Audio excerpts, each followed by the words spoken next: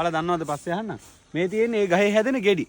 අපි දැන් ඊයේත් කල්පනා කරා මේ මෙතන අපේ සඳගිරිසෑ දැන් උද්‍යානයේ වැඩ කරගෙන යනවා දිගටම මේ ඇවිදින පෙත්මන් ටික එහෙම ඔක්කොම ලැහැස්ති කරලා ඉවරයි.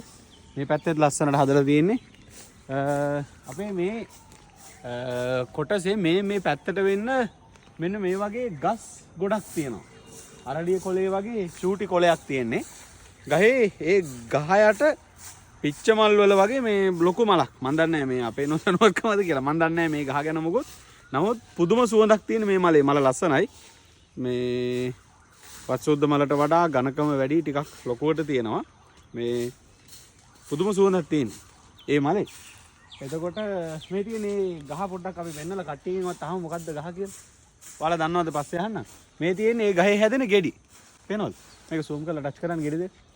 මේ තියෙන්නේ ඒ ගහේ හැදෙන ගෙඩි. මේ වගේ මේ යුගලවල තමයි ගෙඩි හැදෙන්නේ. එතකොට කොළේ මේ පැත්තට පේනවා නරලිය කොළේ වගේ පොඩි කොළයක් තියෙන්නේ. මෙන්න මෙහෙම තමයි පත්‍ර තියෙන්නේ. මල් හැදෙන තැනක් පෙන්නුවොත් මේ තියෙන්නේ. මල් ගහ පුරා මල් තියෙනවා. ඉතින් හරිම ලස්සනයි. මේ ගහ තියෙනවා අන් අතර ගහ පේනවද? මෙතන මේ ඉස්සරහා තියෙනෙත් ඒ ගහ. ඊට පස්සේ ආන් අර උඩ අතන තියෙන්නේ ඒ ගහක්. මේකේ තනින් තන මේ ගස් තියෙනවා.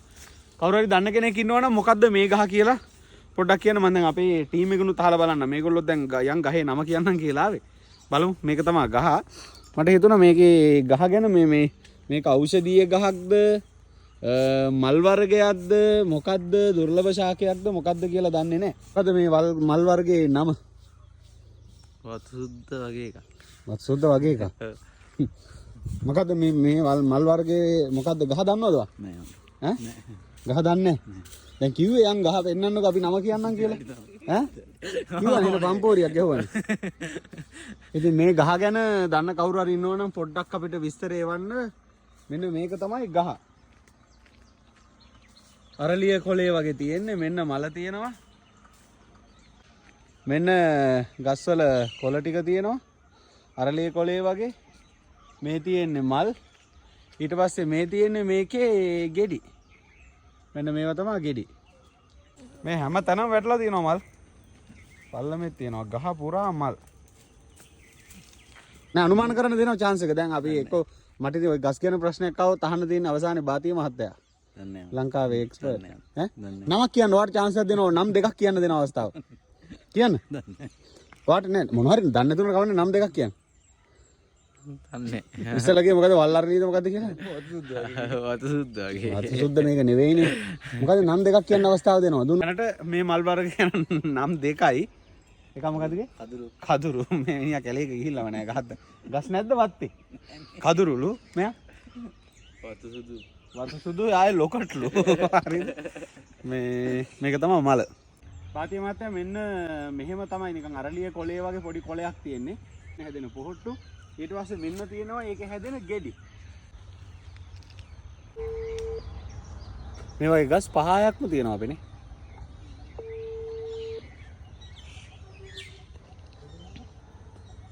ආන්දරනේ. තෙරුවන් සරණයි වාතිය මහත්තයා. එයි අපේ. බැලුවද? වීඩියෝ ක්ලිප් එකක් එවලා තියෙන්නේ.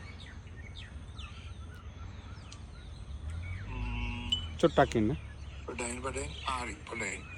හරි. මේක තමයි. ඔන්න මම එවලා ඇති. මේක හරි මම මේක එවලා තියෙන අපේ අද. දිවි කඳුරු. මොකද්ද නම? දිවි කඳුරු අපේ අඳුරනේ. දිලි කඳුරු. දිවි. දිවි කඳුරු. ඒ අපේ අඳ.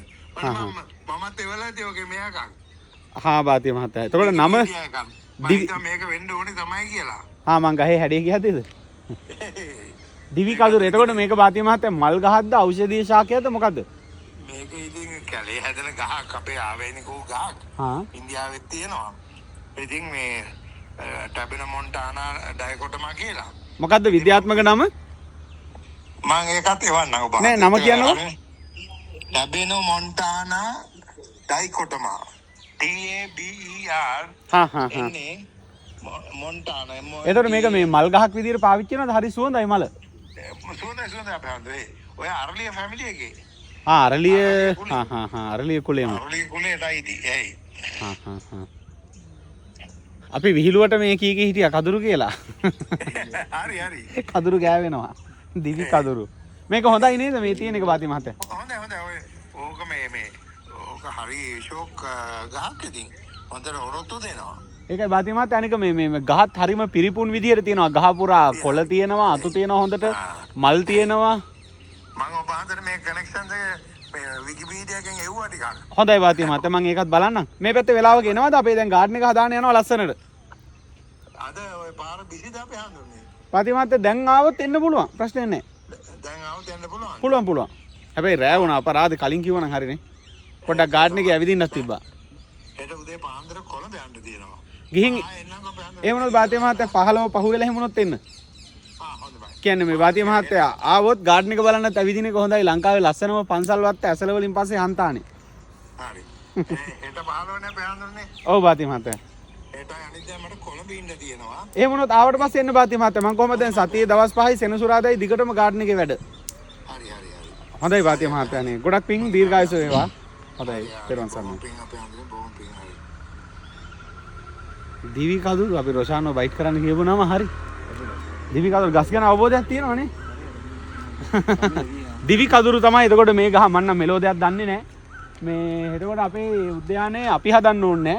හැදිලා අඩි 12ක් 13ක් විතර උස මට්ටමට මේ වගේ ගස් 1යි 2යි 3යි මෙතන මේ ටිකේ ආයෙ එහා පැත්තේ තියෙනවා. එතකොට අපි එක ගහක්වත් අයින් කරලා නැහැ ගාඩන් එකේ පේන ඇති මේ ඇවිදින පෙත්මගේ අපි ආන් අර තියෙන ගහ පව ආරක්ෂා කරගෙන තියෙන්නේ.